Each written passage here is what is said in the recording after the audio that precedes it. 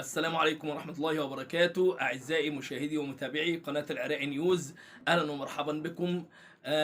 الحلقة دي جماعة احنا منزلينها تنويه عن القناة. طبعا نشأة القناة لسه نشأة، طبعا بقى لها طبعا أيام، وكانت نشأنا القناة دي عشان كنا بنتكلم في موضوع اللي هو كان زين العابدين اللي نصب على ناس هنا في ترع الشابوري، ونصب على ناس كتير طبعا والكلام ده كله. فطبعا احنا كنا عملنا القناة عشان الموضوع دوت. وبصراحة يعني لما لقيت في إقبال على القناة قررت إن أنا أعمل القناة دي طبعا خيرية للناس كلها، لأي حد عنده مشكلة شخصية أو شخصية عامة وعايز يتكلم عنها أو يتواصل معانا ونظهر له الموضوع دوت، سواء للمسؤولين أو للرأي العام أو الكلام ده كله.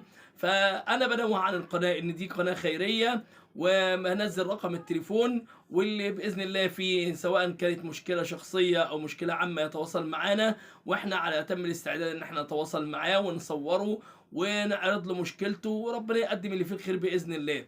طبعا احنا يعني مش عايز اقول لكم يعني ان ربنا اراد، يعني الحمد لله ان احنا نعمل القناه دي. فالقناه دي بيكم وليكم، القناة دي هتكون بيكم وليكم لعرض مشاكلكم على الرأي العام، ويسعدني طبعا ان انا اتواصل معاكم وتتواصلوا معايا، وربنا يقدم اللي فيه الخير بإذن الله. بشكركم والسلام عليكم ورحمة الله وبركاته.